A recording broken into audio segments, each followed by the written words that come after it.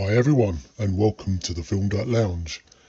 In the run-up to the release of The Equalizer 3, I thought I would go back and take a look at the first film again. It was a reimagining of a very good TV series back in the day starring Edward Woodward as the Equalizer. And I believe there was a TV movie as well, but I don't remember too much about that. This is where this story starts for me, with Denzel Washington as the no-nonsense Robert McCall. It was released in 2014, directed by Antoine Fuqua. McCall is a mysterious ex-government agent, or hitman, if you prefer labels on people.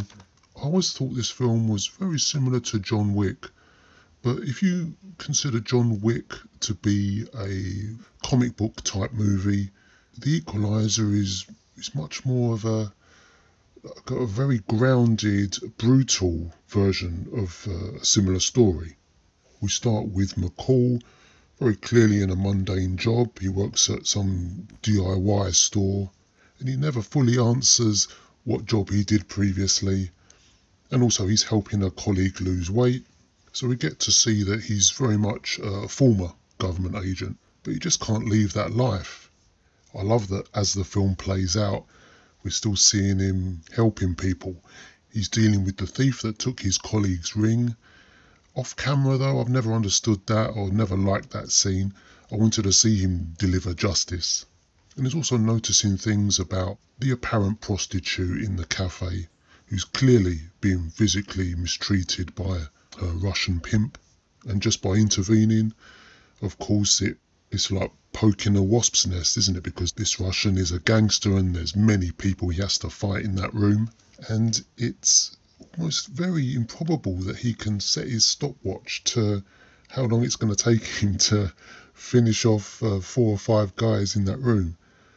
But it's the way it's filmed and the fantastic acting. It's almost believable. And I think that sets the stall for the whole film. It's not believable, it is far-fetched, but it's just the way it's put to screen. You can go along with it. I love that moment when he goes to back out of the room, but he locks the door instead. It's just such a badass moment. And it's been done in many films before. But when you've got Denzel Washington doing it, it comes with a whole new level of being a badass. And what a brutal scene. And of course, when he's finished off this room of goons, there's always a bigger fish, and that's the big Russian gangster Nikolai. Very sinister looking man. He's got current cops doing his bidding as well. But Robert McCall isn't invincible. He's not a superhero. You see him picking up injuries, and although he is a badass, doesn't always get his own way.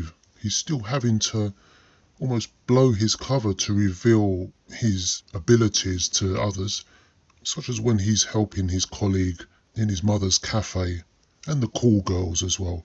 It's clear that he's got other abilities and he's not just a DIY store employee.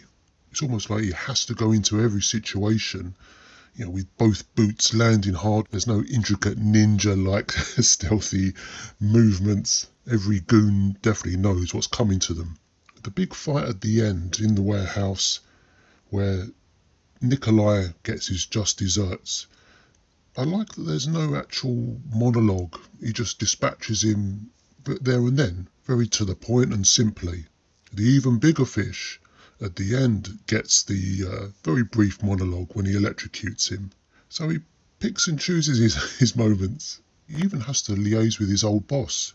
And I like that he could almost be a sleeper agent. He's not completely out of the game. He dips in occasionally.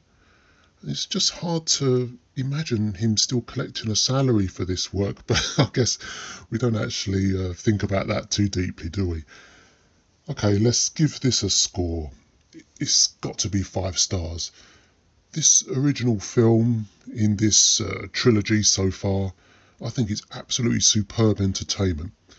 I did mention earlier that it is unrealistic, but movies are about entertainment.